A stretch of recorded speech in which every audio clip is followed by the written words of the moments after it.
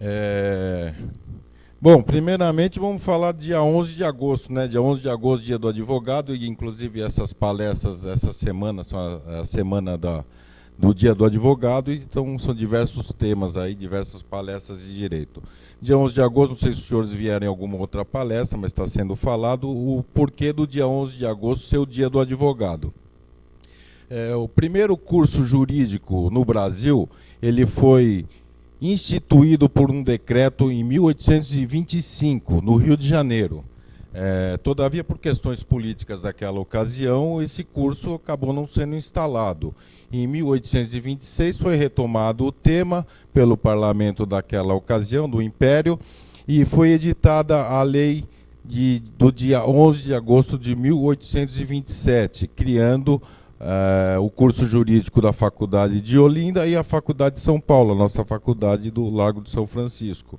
E nesse mesmo ano foi instalado esses dois cursos de direito, e por isso que o dia 11 de agosto é o dia do advogado.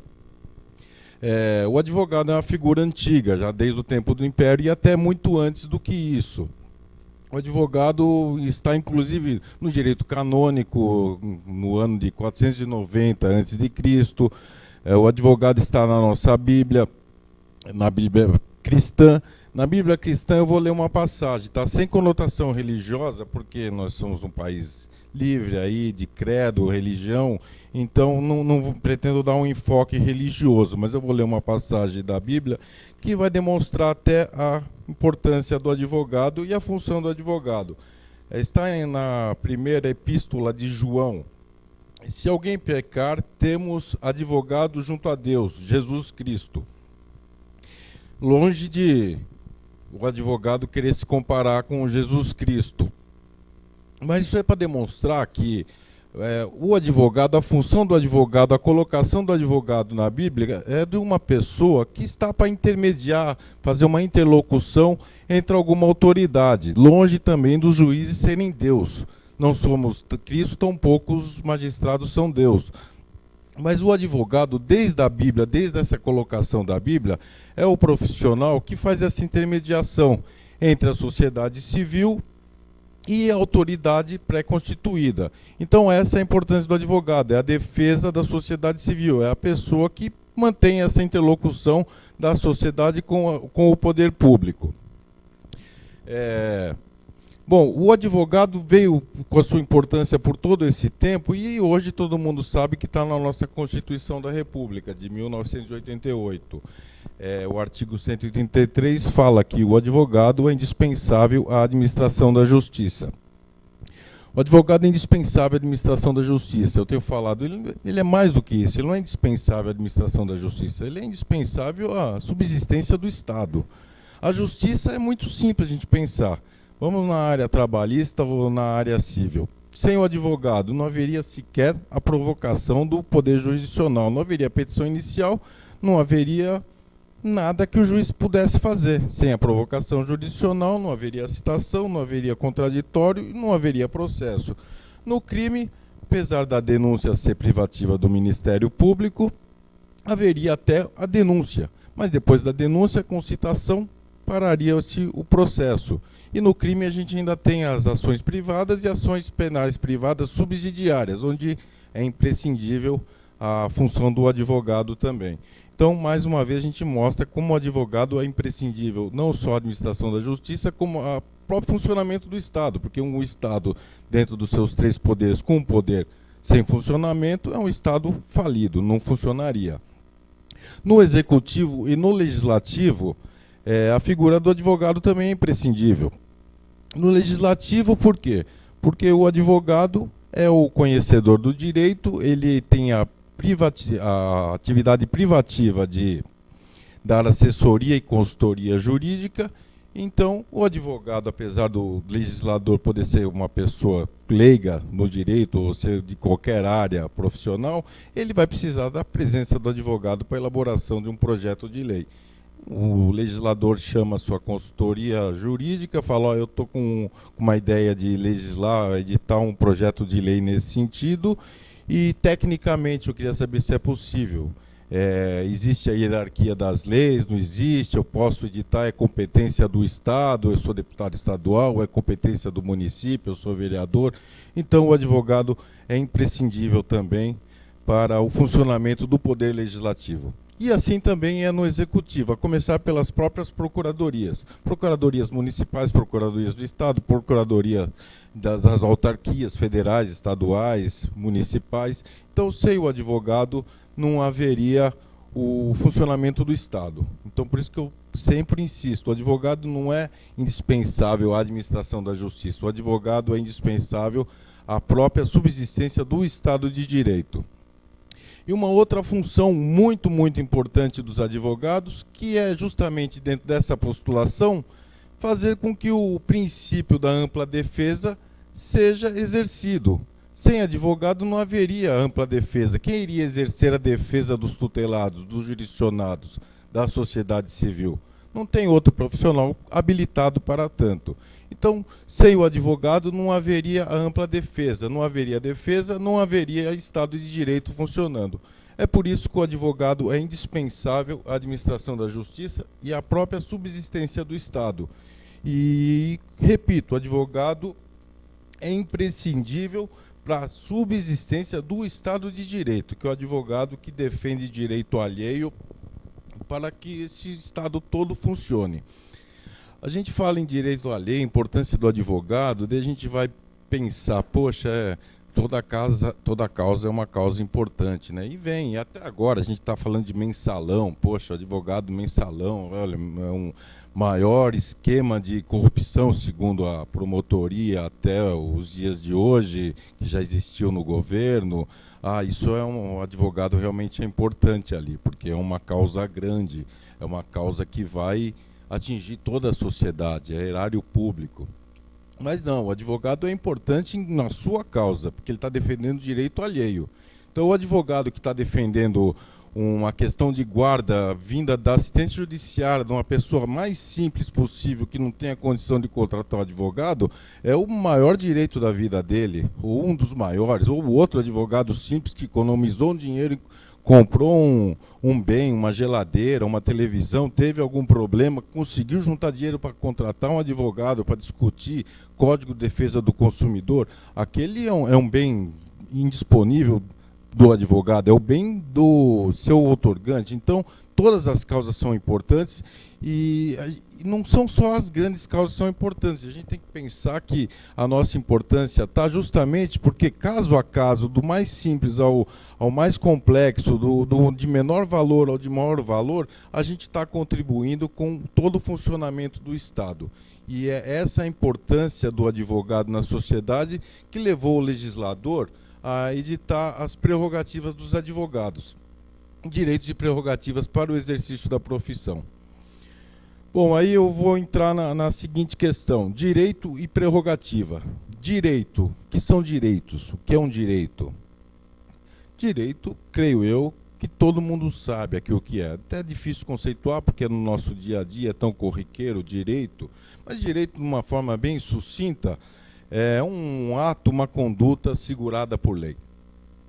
E prerrogativa? O que vem a ser prerrogativa?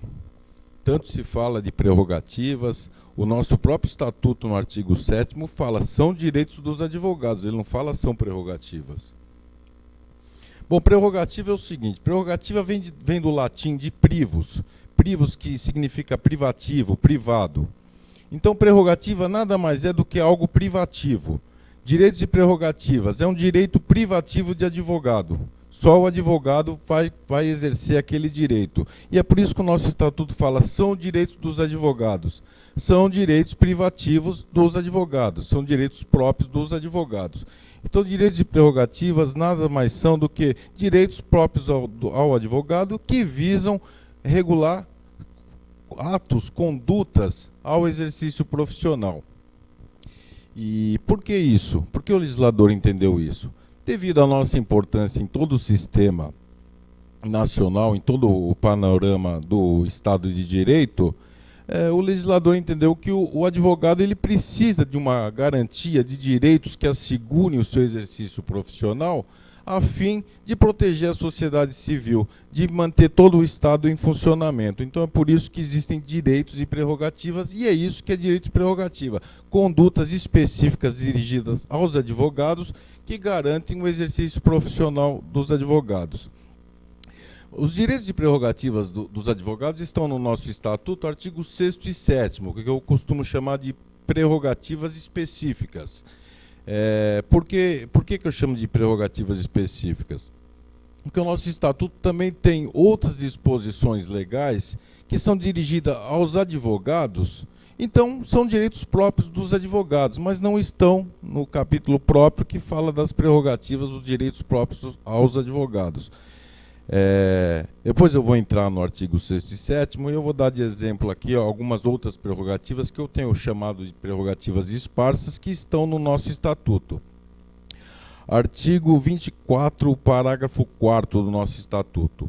O artigo 24, parágrafo 4º, ele fala o seguinte, que o advogado, por ocasião do pedido de levantamento de numerário, numa condenação, ele pode pedir para o juiz expedir guias separadas da parte que cabe ao seu cliente e da parte que ele contratou com o seu cliente, sem um contrato de honorários. Vamos dar de exemplo, o cliente do advogado recebeu em juízo uma condenação da parte contrária em R$100 mil. O advogado havia contratado com ele 20%. O dinheiro está depositado na conta judicial. O advogado vai fazer o pedido de levantamento. O que o advogado pode fazer? Ele faz um pedido de levantamento, junta o seu contrato de honorários, 20%, e pede para o juiz, eu quero que expeça duas guias, uma de 80%, R$80 mil em nome do meu cliente, outra de R$20 mil em meu nome, que está aqui o contrato de honorários. E o juiz deve acatar o que o advogado pedir nesse sentido. Não é faculdade do juiz, nesse caso eu dou, nesse caso eu não concedo, o juiz deve. Então, eu estou dando esse exemplo para os senhores verem que existem outras disposições no nosso Estatuto que são direitos próprios dos advogados, é uma prerrogativa de advogado. Quem profissional que vai em juízo peticionar pedindo levantamento de numerário em nome do cliente e em nome próprio? É só o advogado. Então, é um direito próprio de advogado. E como esse exemplo, existem outras disposições do nosso Estatuto que são direitos próprios dos advogados. E uma delas, que eu acho que é a maior das nossas prerrogativas, é o artigo 1º, capacidade postulatória. A prerrogativa do advogado, o advogado ele tem como ato privativo a postulação. Postulação judicial, postulação administrativa. Então, é uma prerrogativa, é um direito próprio de advogado. Quem vai postular perante um juiz? Um advogado. Então, o Estatuto nos assegura a postulação em juízo privativamente, então é um direito privativo, é um direito próprio de advogado. Eu vou falar logo mais de algumas das prerrogativas elencadas no artigo 7º, mas antes disso eu gostaria só de lembrar a questão dos estagiários. Não sei, tem algum estagiário de direito aqui? Tem estagiário? Eu vou então fazer uma abordagem sobre o estagiário de direito perante as prerrogativas profissionais. E logo mais eu vou consultar aqui o meu assistente está quietinho lá, mas daqui a pouco eu vou botar meu assistente para trabalhar. É munos público, viu? Aqui na OAB ninguém tem remuneração. Bom, estagiário de direito. Estagiário de direito tem assegurada as suas prerrogativas? Eu falei agora há pouco, o nosso Estatuto fala, são direitos dos advogados. O estagiário não é advogado ainda, né? Então, será que o estagiário pode, diante de uma afronta ao seu exercício profissional como estagiário, alegar, opa, eu estou garantido por lei, eu posso executar tal ato? E a gente sabe que estagiário, inclusive, vai a fórum, retira processo, tira cópia, analisa lá, copia na ficha. Bom, a resposta é muito simples. A resposta está no Regulamento Geral da Advocacia. Por quê? Porque o nosso Estatuto rezava na ocasião da edição do Regulamento Geral que o Conselho Federal editaria o Regulamento Geral e disciplinaria a função de estagiário. E assim o fez, através do artigo 29 do Regulamento Geral da Advocacia. Está disposto lá que o estagiário ele pode, sempre com a presença do advogado e sob responsabilidade desse advogado, praticar todos os atos privativos da advocacia. E ainda, o estagiário pode, sob a responsabilidade de um advogado, mas mesmo sem a presença desse advogado, praticar 3 atos isoladamente. O estagiário pode fazer uma petição de juntada, o estagiário pode retirar autos de cartório e o estagiário também pode pedir certidões nos cartórios. Então basta o estagiário estar numa procuração com o advogado sob responsabilidade desse advogado, que o estagiário vai estar acobertado pelas prerrogativas dos advogados. Então eu costumo dizer que o estagiário está sim acobertado pelas prerrogativas nos limites da sua função, que foi regulamentada por ato do Conselho Federal. Eu vou dar de exemplo aqui o que aconteceu conosco na nossa comissão de prerrogativas, que exemplifica bem essa questão do estagiário de direito e as prerrogativas. Nós tínhamos aqui, numa ocasião, um processo onde a OAB postulava em nome de um advogado que havia sido afrontado nas suas prerrogativas. Passado um tempo, decisão, eu não me recordo agora se foi decisão favorável ou não, mas tinha prazo para ou razões ou contra-razões de recurso. Aí a estagiária veio na minha sala e falou, olha, o nosso coordenador que está postulando nesse processo está doente e tem prazo, começou o prazo, como é que eu faço? Falei, vamos nomear outro coordenador e ver se tem algum diretor na casa, a gente passa lá para cima e vamos pegar uma procuração para nomear um outro coordenador para apresentar esse recurso. Aí, no que a estagiária foi confeccionar essa procuração, ela retorna e fala, não, o nosso coordenador realmente está doente, mas eu falei com ele e ele disse que se ele tiver uma cópia da decisão, ele faz o recurso ou contra-razões de recurso, pede para alguém retirar na casa dele e protocolar no fórum, que ele conhece bem o processo, não terá maiores dificuldades.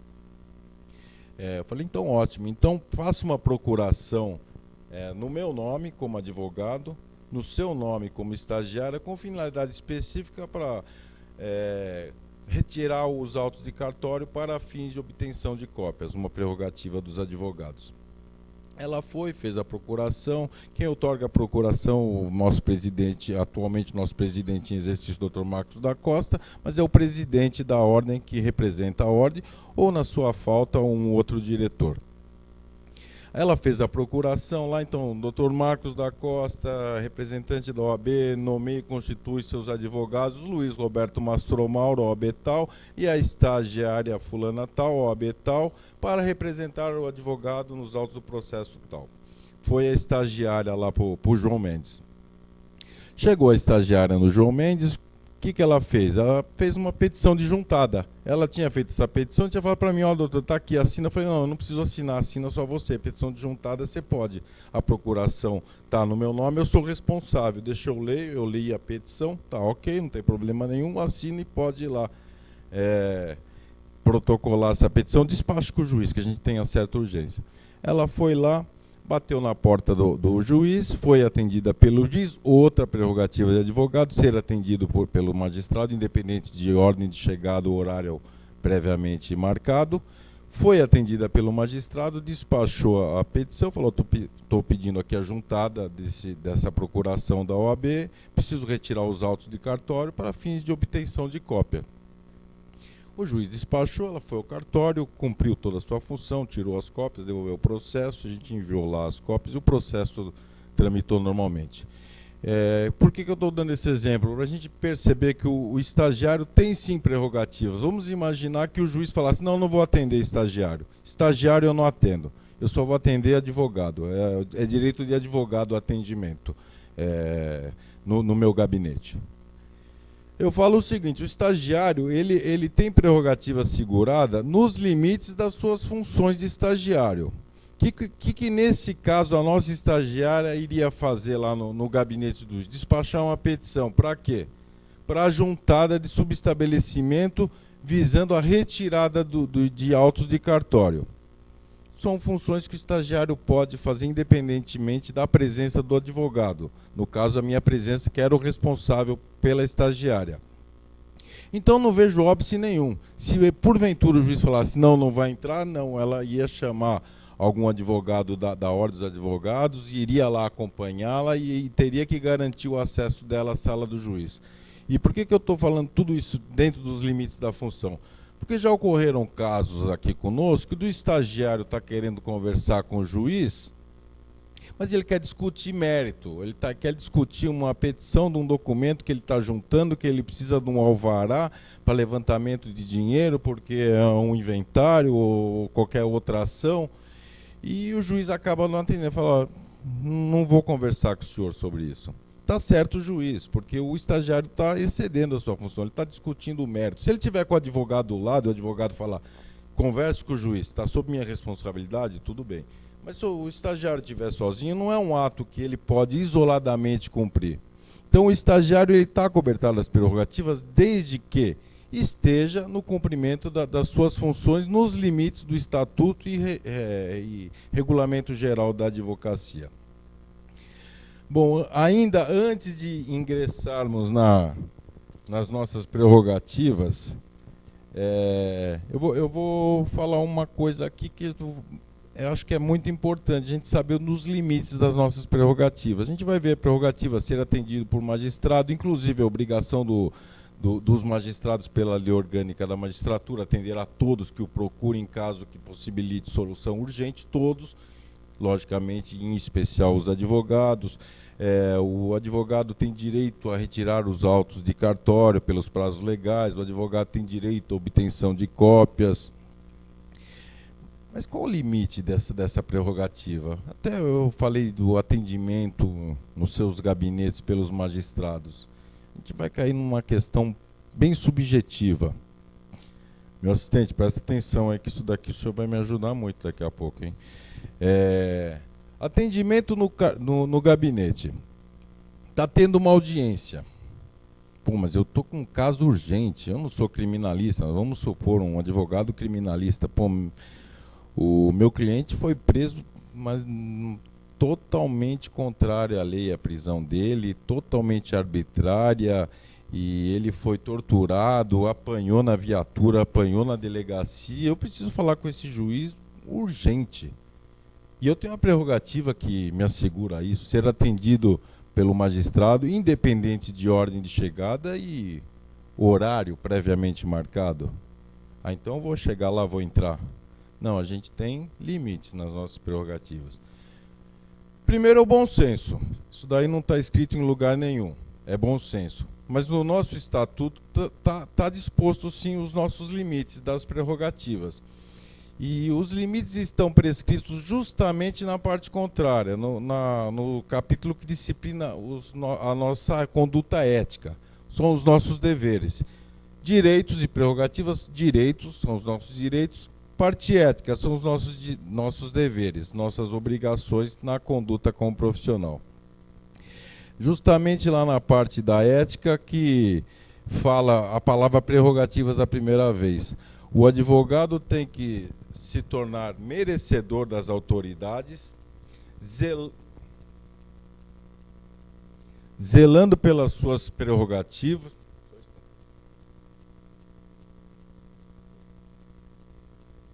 Tem que se tornar merecedor. Não atendi o telefone, né? Você acha que eu ia me tornar merecedor do respeito de uma autoridade atendendo o telefone numa audiência? Eu dou esse exemplo porque já aconteceram inúmeros casos de advogado atendendo telefone em audiência. Não há necessidade, né? Além de não se tornar merecedor do respeito da autoridade, não há necessidade. O que vai mudar na minha vida eu atender um telefonema numa audiência? Eu já estou sabendo que eu tenho uma audiência às 15 horas. Tem uma previsão, depende do número de testemunhas, que audiência que é só tentativa de acordo. Eu vou sair de lá umas 4, 5 horas. Então eu sei que naquele horário não tem o que aconteça que eu vá atender o telefone e vá resolver. Eu já tive até casos, meu pai estava doente, precisou ir para o hospital, o que eu vou fazer? Eu moro em Cotia, Me ligam aqui, eu vou correr para lá, eu vou ligar para a ambulância, alguém já ligou, algum vizinho já foi, um irmão foi, alguém. Então, não existe nada no mundo que vá justificar eu atender o telefone numa audiência. E mesmo em cartório, que em cartório atrapalha o próprio colega que está lá compulsando autos de processo, está analisando. Eu, principalmente, eu gosto muito, manifesto sobre documento de folhas. Eu chego no cartório, se é algo simples, bate lá a abertura de vista para mim, eu me manifesto por manuscrito mesmo ali, não vou retirar autos, peticionar. E às vezes a gente está pensando, raciocinando a redação, o documento, algo bem sucinto, ali cabe numa folha, vem um colega do lado com o telefone tocando e alto. E até tem uma passagem muito triste, que além de ter tocado o telefone do lado, um advogado que não teve nem a cordialidade de desligar o telefone ou então sair para atender, deixou tocando em alto e bom som, e era o hino do Corinthians ainda. Eu falei, tá louco, mas esse advogado tem que ir para a ética agora, né? Se fosse o do Palmeiras, a gente até fazia vistas grossas, mas eu vi pelas manifestações que tem poucos corintianos aqui. Tem corintiano aqui? Nossa. Palmeirense?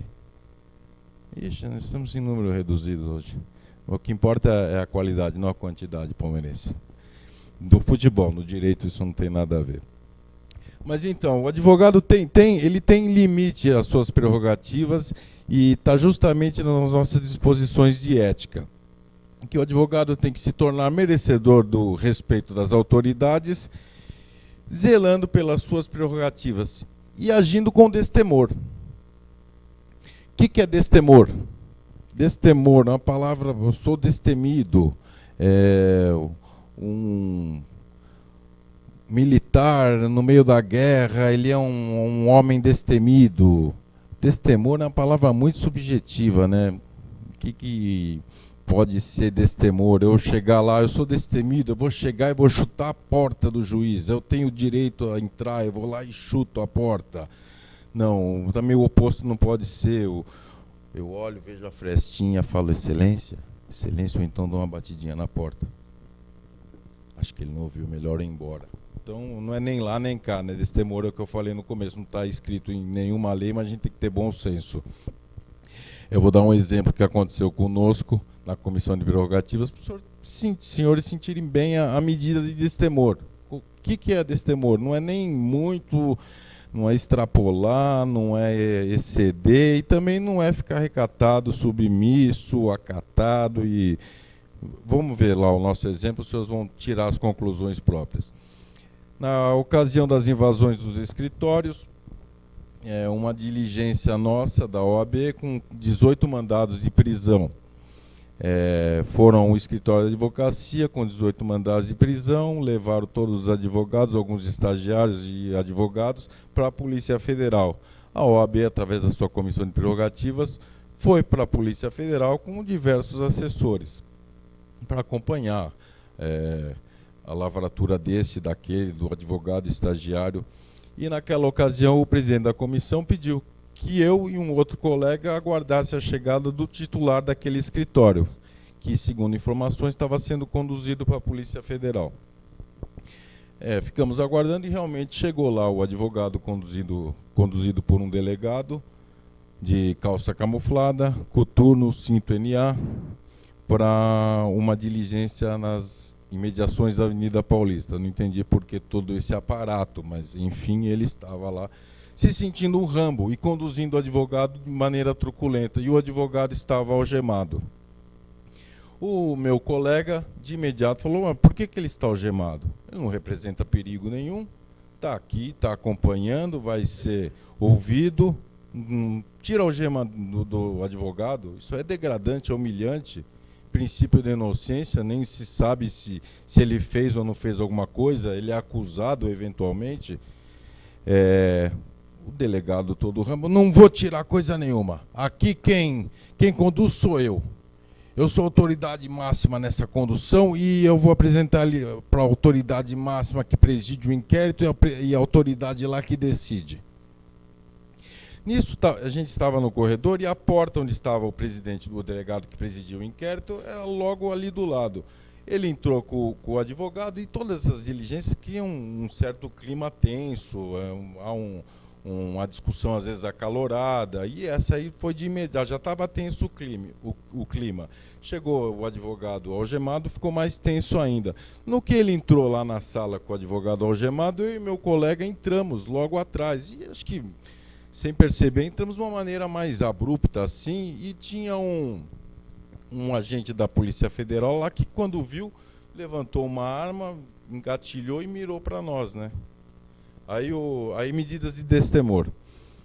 Esse meu colega que estava mais à frente olhou para esse policial, para esse agente da Polícia Federal e falou: "O que foi? Você vai atirar? Atira! Atira aqui no meu peito, você está atirando na OAB. Está atirando na OAB num advogado defendendo prerrogativas de outro advogado. Atira!" E eu, com a minha medida de destemor, para os senhores terem bem as duas medidas, olhei para o agente da Polícia Federal e falei: "Foi ele que falou." Eu não... É lógico que é brincadeira, isso não aconteceu tudo isso, mas esse desfecho não foi assim. Houve realmente essa situação, foi apontada uma arma para nós discutimos, falamos, o que está acontecendo aqui? O próprio delegado estava presente ali na sala, falou: "Você é louco, abaixa essa arma", deu o nome dele, se quiserem representar, representa, está aqui o nome dele, e foi tirada a algema do advogado. Mas eu contei esse caso aí até para ilustrar bem o que é destemor. É justamente isso, eu não preciso entrar numa sala de audiência ou no gabinete do juiz chutando a porta, mas eu também não preciso bater só na porta e acho que não ouviu, vou embora. Ou então chegar escrevente de sala, atender a porta: "Pois não, doutor, eu quero despachar com o juiz." "O que o senhor quer despachar? Dá para mim que eu levo para ele." Olha, eu vou ser muito sério, eu acho que não é transigir de prerrogativas, dar a petição para escrever de sala, ela entra atrás, está conduzindo a tua petição. E se tiver que falar com o juiz, vai falar. E se o juiz não quiser atender, aí sim vai ter uma prerrogativa afrontada. Então a gente tem que ter sempre essas medidas aí de destemor, de saber postular corretamente sua prerrogativa, com o tom que precisar naquele momento. Se precisar levantar a voz, levanta também. Mas não entra nessa frequência de gritaria, se precisar, entra. Somos todos de carne, osso e sangue, às vezes a gente não aguenta, às vezes a gente grita. Mas tenta manter a calma, falar mais firme e conhecer direito, que não adianta também a gente discutir, levantar a voz e aí, que é uma outra prerrogativa nossa, levantar a questão de ordem, a qualquer momento e de imediato. Então, em audiência é muito comum. O juiz inverte lá a ordem de oitiva, testemunha da acusação, de réu. O advogado se insurge. Questão de ordem. "Pois não, doutor, o senhor está invertendo a ordem de oitiva das testemunhas." "Tá, pois não, doutor, já concedi a questão de ordem." "Não, quero que consigne em ata." "Não, o senhor levantou a questão de ordem, eu cumpri a sua prerrogativa, agora o senhor fique quieto aí." Então não adianta o advogado saber a prerrogativa dele, só que ele pode levantar a questão de ordem a qualquer momento. O advogado tem que conhecer processo também, que tudo que é falado numa audiência é deduzido em ata. Então, questão de ordem, o senhor me deu a questão de ordem, levantei a questão de ordem, quero que conste em ata. "Não, não vai constar em ata." Não vai constar em ata, é o que eu iria fazer aqui. Eu peguei o meu assistente, que está lá calminho por enquanto, se não tiver, era uma prerrogativa minha, falar: "Então não tem assistente, eu não vou dar palestra nenhuma." Lógico que isso aí não é uma prerrogativa minha. Mas numa audiência é a mesma coisa. Espera um pouco, não vai cumprir minha prerrogativa, acabou a audiência para mim aqui. "Ah, mas vai prejudicar meu cliente." Vai prejudicar o cliente se a gente não cumprir a nossa prerrogativa, o nosso dever legal de estar postulando pelo cliente por todos os meios e direitos e recursos. Então, as pessoas falam: "Poxa, mas sair da audiência?" Sai sim da audiência. Sai da audiência, mas também não sai da audiência, vai para casa, para o escritório, ter logo o cliente, vamos esperar marcar a próxima audiência. Sai da audiência, na hora, vai para a sala dos advogados, faz uma petição: "Excelentíssimo senhor doutor da vara tal, diante do ocorrido nessa audiência, minutos atrás, não tendo constado na ata a questão de ordem levantada tal, requeiro que seja designada nova audiência." Protocola, traz uma cópia para a OAB, representa o juiz aqui, e aí vai ter todo o seu desdobramento disso daí. Mas não cumpriu prerrogativas, eu acho que não pode ficar quieto, de maneira nenhuma.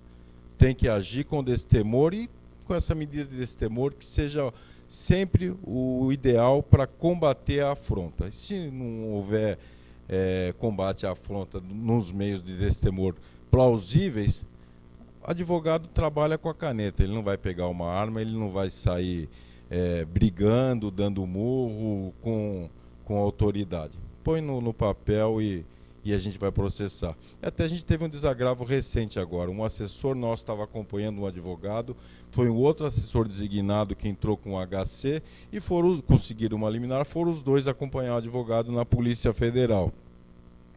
Chegou lá, o delegado não queria, porque queria ouvir, falou, ó, tem essa decisão judicial, o senhor deve ter conhecimento. Não, não tenho conhecimento. Aí houve um bate-boca, ele pegou o documento, depois eu entrego, eu não vou anotar que entregar o documento, pode ir embora. Não, nós não vamos embora, ou devolve o documento, ou então consta aí nos autos do inquérito que não vai ouvir por isso.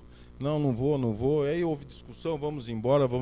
No que o nosso assessor levantou para sair, bateu no ombro do advogado, vamos embora, o delegado pegou e segurou o nosso assessor pelo pescoço na parede, com o braço pressionando na parede. Lógico que foi até concedido um desagravo em cima disso, veremos o que é desagravo mais à frente. Mas por que eu falei desse caso? Porque o nosso assessor não reagiu, não foi para briga. Falou, não adianta eu brigar. Vou brigar, me pegou pelo pescoço, me deu uma gravata, me deu uma ombrada. Não foi. E por coincidência, esse assessor que estava lá é um assessor nosso que deve ter uns 2 metros de altura e luta karatê desde que era criança.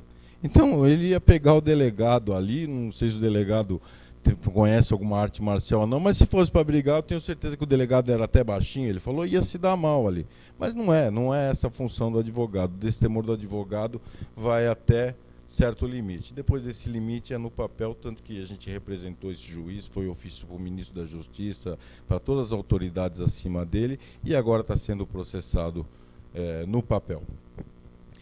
Bom, eu falei do destemor, falei das nossas prerrogativas dos estagiários, e vou falar só algumas prerrogativas nossas. Aqui, nosso estatuto tem diversas, mas no final, se alguém tiver alguma dúvida, aí vocês me perguntam de uma ou de outra prerrogativa. Bom, duas prerrogativas, que elas se confundem. Prerrogativa do advogado, já falei, retirar autos de cartório pelos prazos legais. E outra prerrogativa do advogado, obtenção de cópias de processos, findos em andamentos, seja administrativos ou judiciais. É muito comum os advogados confundirem obtenção de cópias com retirada de autos de cartório. Obtenção de cópias qualquer um pode tirar. É princípio constitucional, publicidade da administração pública, lato sensu, processos judiciais também. É ressalvado o segredo de justiça. Então, obtenção de cópias, qualquer advogado pode ir lá no cartório e tirar a cópia, pedir uma cópia, usar a máquina fotográfica digital, que já era regulamentada através do scanner de mão antigamente, e a máquina digital nada mais é do que um scanner de mão bem mais moderno. Então, o advogado tem direito a tirar cópias. Retirar autos de cartório pelos prazos legais é outra prerrogativa. Pelos prazos legais, nosso processo que eu falei um pouco atrás, prazo para apelação, 15 dias. Quem é o advogado? Vamos supor que sou eu o advogado, que sucumbi, eu que vou ter que entrar com uma apelação. Então eu vou lá no cartório e eu tenho o direito de retirar o processo pelos prazos legais. Nesse caso, o prazo legal de 15 dias. E assim por diante, todos os prazos legais. Manifestação nos autos, 5 dias. Eu tenho o prazo legal de retirada dos autos de cartório por 5 dias. A gente tem uma questão muito peculiar nessa prerrogativa de retirada de autos de cartório, que é a questão da carga rápida. Bom, a carga rápida foi uma vitória obtida pela OAB de São Paulo, pelos advogados de São Paulo, diante da necessidade dos reiterados pedidos aqui na nossa comissão. A OAB fez um trabalho de gestão junto ao Tribunal de Justiça e conseguiu a edição do provimento 4, se não me falha a memória, de 2006, que era o provimento da carga rápida. Havendo prazo em comum, cada advogado poderá retirar os autos por 45 minutos, desde que constituído nos autos, os prazos legais dos advogados constituídos. A carga rápida foi um sucesso. Muita gente fala, pô, mas prazo incomum, existem muitos prazos incomuns, e inclusive algumas questões que vieram à nossa comissão que parece ser até medíocre, mas na realidade é um posicionamento e dava discussão. O advogado entrou com a ação, pediu a condenação da parte contrária em R$100 mil, mais honorários de 20%. Veio a sentença, condeno em R$100 mil, honorários em 10%. Aquele advogado sucumbiu também. Ele tem direito a entrar com um recurso de apelação. Teoria, mas é estrita legalidade. O advogado teria. E em cima disso, e outras questões de prazo em comum, tinha muita confusão, muita discussão. Advogado que vinha de longe precisava retirar os autos, tirar uma cópia simplesmente e levar para o seu escritório para estudar. Então a OAB fez esse trabalho de gestão junto ao Tribunal de Justiça e obteve a edição do provimento da carga rápida por 45 minutos. Essa ideia foi tão bem aceita, foi tão revolucionária dentro do direito do recinto judiciário, que posteriormente ela foi inserida no Código de Processo Civil. E aí, inclusive, aumentando os 45 minutos para 1 hora. Então, a carga rápida está no Código de Processo Civil, em decorrência da postulação da OAB de São Paulo, dos advogados de São Paulo, que notaram e abstraíram essa necessidade da retirada de autos de cartório por um pequeno momento aí de tempo para fim do exercício profissional. Após a edição do provimento, a inserção desse dispositivo no Código de Processo Civil, Lei Nacional, o Tribunal de Justiça editou um outro provimento, no qual permitia a retirada dos autos em carga rápida até para advogados que não tinham procuração nos autos. Em diversas situações avocam essa necessidade. O advogado que é lá, não tem procuração ainda, vai juntar posteriormente, mas já está correndo um prazo, coisa do gênero, a parte renunciou, o advogado da parte renunciou, acompanhou pelos 10 dias o prazo legal que ele tem que acompanhar. Passados os 10 dias, o novo advogado foi constituído, ele ainda não tem procuração, ele precisava de uma cópia e ele não podia retirar. Vamos supor um processo com 3 volumes. O advogado ele precisa tirar uma cópia dos 3 volumes, estudar, e ele veio do interior, não deu tempo de conversar com esse cliente, veio sem procuração. Então, em cima desse novo provimento do Tribunal de Justiça, obtido também através de gestão da nossa OAB São Paulo, o advogado sem procuração tinha direito de retirada de autos de cartório também. Infelizmente, esse provimento foi revogado, sob a alegação do tribunal que haviam muitos processos extraviados. Então, revogaram esse provimento. A ordem entrou na corregedoria pedindo o restabelecimento das diretrizes desse provimento, em virtude da necessidade do exercício profissional, e também que extravio não justificava tanto assim, porque tem tudo anotado lá. Então, você anotou lá, sabe quem extraviou, quem não extraviou, e tem os meios legais para perseguir o advogado que eventualmente suprimiu o documento público. Veio uma decisão, enquanto nós estávamos postulando aqui, veio uma decisão do CNJ restabelecendo aí os efeitos desse provimento. A ordem, até mesmo antes de ir ao CNJ, ingressou aqui no Tribunal de Justiça para esgotar todas as instâncias administrativas que ela poderia, possibilitando uma maior amplitude de defesa dos seus interesses para a classe dos advogados. Mas saindo a decisão lá do CNJ, de imediato o nosso presidente em exercício, Marcos da Costa, tive a satisfação de ir junto na corregedoria, protocolou um pedido de imediato restabelecimento em virtude da decisão do CNJ. E assim foi feito, e hoje o advogado tem direito à retirada de autos na modalidade carga rápida, independentemente de ter procuração nos autos. Bom, uma outra prerrogativa que também é muito reiterada, recorrente na nossa comissão, e eu acho importante falar, é a busca e apreensão em escritório da advocacia. Na realidade, essa prerrogativa é a inviolabilidade dos escritórios de advocacia. A gente teve um momento aí que a gente ouviu falar muito, invasões de escritórios, foi em 2006, 2007, e realmente os escritórios eram invadidos pela Polícia Federal ou Civil em busca de documentos que estavam com esse ou aquele advogado. Eu vou sintetizar, antes de explicar essa prerrogativa, vou sintetizar um exemplo, o que é inviolabilidade do escritório e quando que o escritório pode ser não invadido, ele pode receber alguma autoridade com mandado de busca e apreensão nos termos da lei. É muito simples, isso a gente leva para um caso corriqueiro nosso até. Muitos já ouviram falar, o Tribunal de Ética tem conhecimento de muitos casos desse, que é a busca e apreensão de processo com excesso de prazo. Então o advogado tinha 15 dias lá para retirar os autos, esse era o seu prazo legal, ele foi lá, retirou os autos, 15 dias, 16, 17, 20 dias, o diretor do cartório avisa o juiz, falou, aquele processo não está em cartório, o advogado excedeu o prazo dele e não devolveu. Tá, então mandado de busca e apreensão do processo. Mandado de busca e apreensão determinado por autoridade competente é a exceção do nosso estatuto para o ingresso num escritório da advocacia para apreensão de documentos. Então, vamos ver nesse exemplo.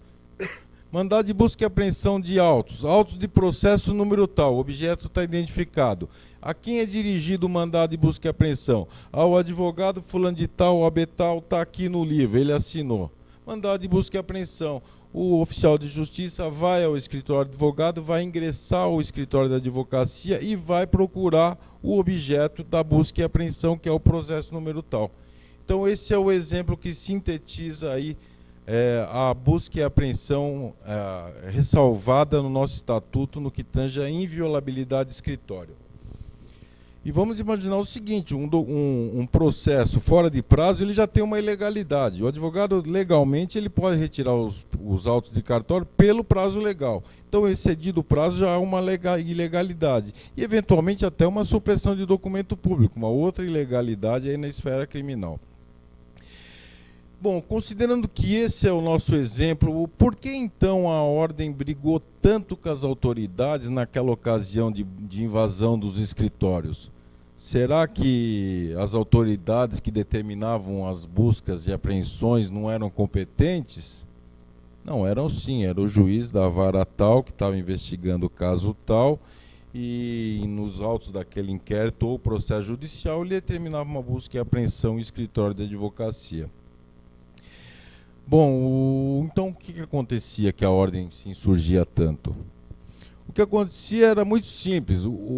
A busca e apreensão era determinada no escritório da advocacia para buscar documento do cliente do advogado. Documento que foi passado ao advogado, a confiança do advogado para o exercício profissional. E esse era o método de investigação da polícia. Agora, o escritório da advocacia não é depósito de prova para a polícia. O escritório da advocacia, ele tem seus arquivos, seus documentos, suas anotações, que o advogado pega com o seu cliente para a postulação da defesa, o exercício de defesa do seu cliente. Inclusive, se for documento que não interessa, ele devolve para o advogado. Fala, isso daqui não me interessa, esse daqui me interessa, eu vou usar oportunamente, não vou usar agora, que eu acho que conforme o desdobramento do processo eu uso nesse momento ou no outro. E assim por diante. Então é isso que assegura a inviolabilidade do escritório. A busca e a ressalva da busca e apreensão é justamente essa. A autoridade tem que determinar a busca e apreensão com uma pessoa específica, dirigida, o advogado. O advogado não é imune de perseguição criminal.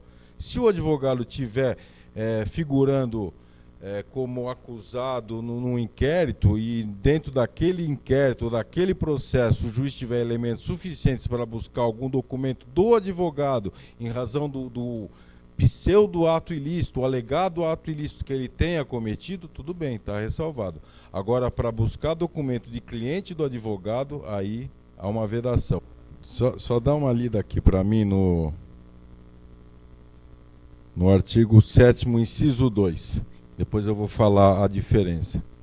A inviolabilidade de seu escritório ou local de trabalho bem como os seus instrumentos de trabalho, de sua correspondência escrita, eletrônica, telefônica e telemática, desde que relativas ao exercício da advocacia.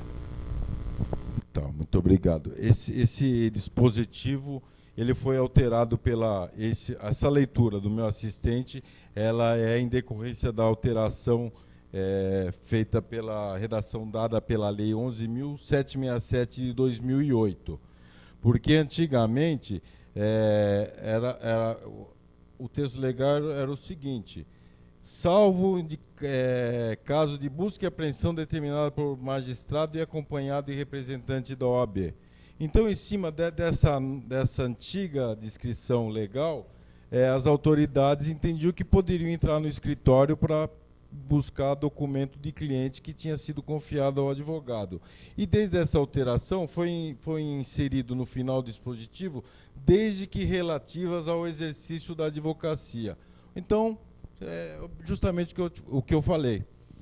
O advogado, ele não está imune à perseguição criminal. Desde que, no relação ao exercício da advocacia, e esse exercício da advocacia for alheio à investigação do advogado, se eventualmente ele for investigado, é vedado, não pode entrar em escritório de advocacia. Bom, essa daí é uma outra prerrogativa. Eu vou falar só mais uma prerrogativa, que é a sala de Estado Maior, que é muito polêmica, inclusive na televisão, e falam que a gente tem privilégio. Privilégio pode até ter se for pegar a etimologia da palavra, que eu falei de privos, também denota privilégio. Privilégio vem de foro privilegiado. O presidente da República não tem foro privilegiado. Por quê? Porque é presidente da República. Se ele for julgado em algum processo, ele vai ser julgado pelo STF.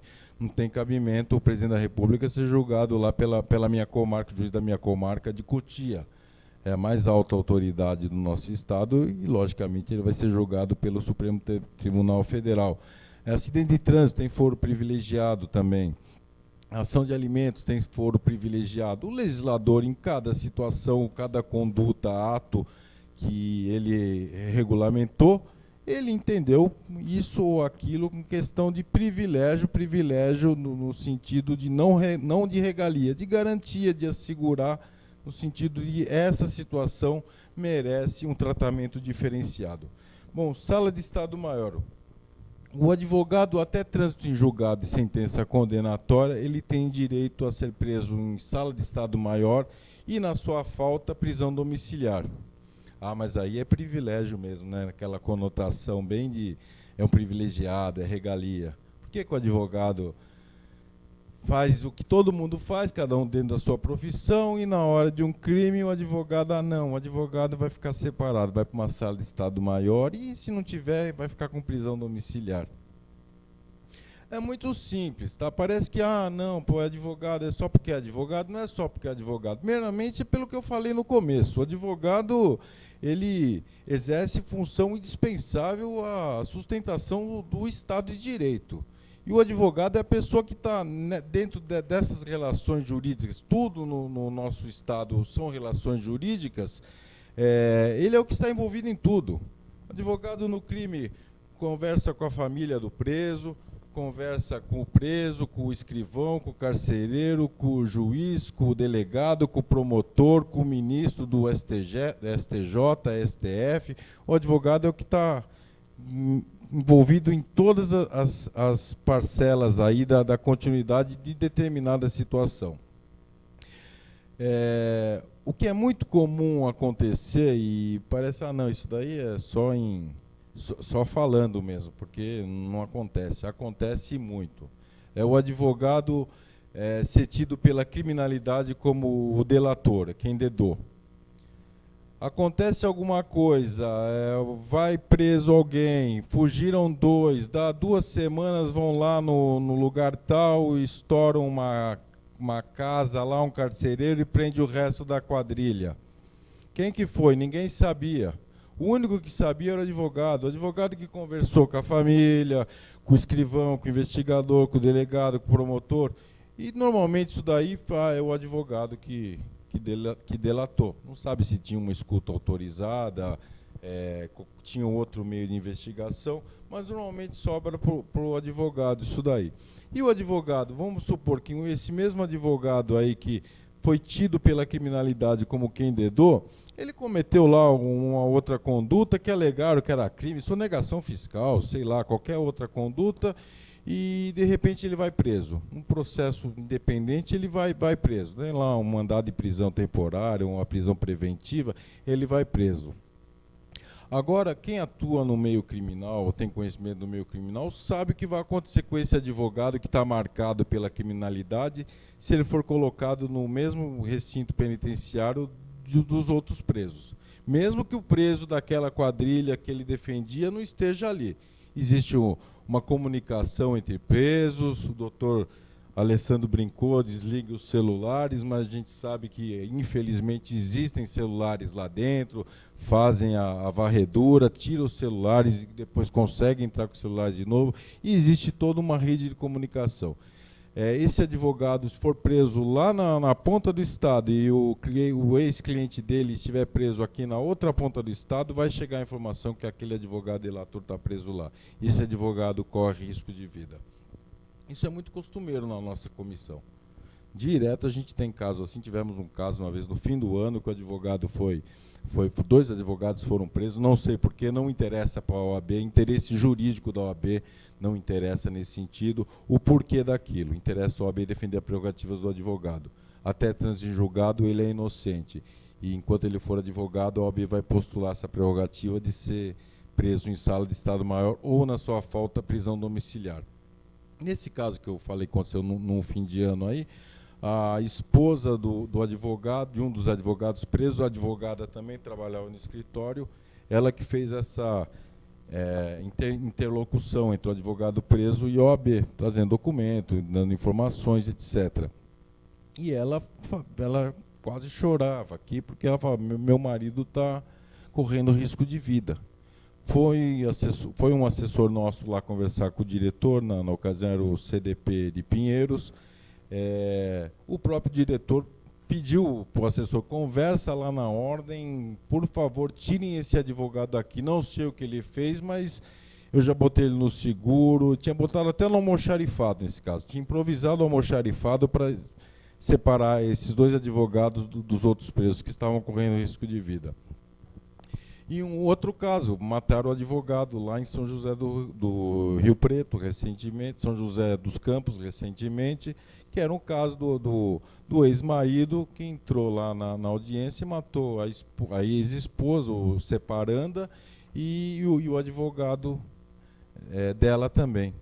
Isso me fez lembrar de um caso ocorrido conosco na comissão, onde o ex-marido o ex-marido da mulher que tinha contratado seu advogado ameaçava toda hora matar o advogado e a ex-esposa. E um dia ele conseguiu seu intuito criminoso e matou a esposa. E ele pretendia matar o advogado também, só que por situação adversas ali, ele não conseguiu matar o advogado. Ele matou a esposa, infelizmente faleceu, a esposa por um ato aí do ex-marido, e o advogado, felizmente, não foi morto. Agora vamos supor, se ele foi preso, logicamente, agora vamos supor que esse mesmo advogado vá preso também por um outro problema qualquer, alegação de sonegação fiscal, ou qualquer outro crime que falam que ele está envolvido, e ele vai preso.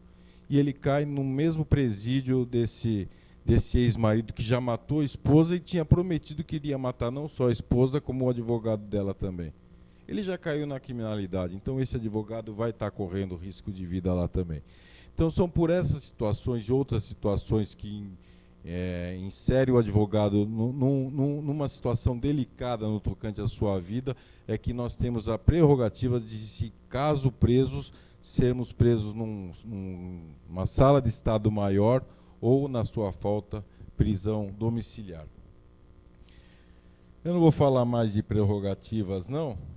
Eu vou só falar agora da nossa intervenção da OAB e como que funciona a nossa comissão, e eu termino e fico aqui para as perguntas. A intervenção da OAB, as prerrogativas são dos advogados, são direitos dos advogados, está no nosso estatuto. não é direito da OAB, é direito do advogado. Quem postula sua prerrogativa é o próprio advogado. Eu estou numa audiência, eu levantei questão de ordem, o juiz não me deu a palavra, eu não vou chamar a ordem para entrar na audiência e falar, olha, ele não está me dando direito a levantar uma questão de ordem. Não, o advogado é direito do advogado, o advogado vai postular ali na hora. Questão de ordem é prerrogativa minha, vou levantar a questão de ordem, vai constar em ata, e se eventualmente o advogado não obtiver sucesso na sua postulação, sim, ele pode procurar a ordem. Porque cabe intervenção da OAB, segundo nosso estatuto, pelo presidente dos conselhos seccionais contra qualquer pessoa que infringir qualquer disposição do nosso estatuto.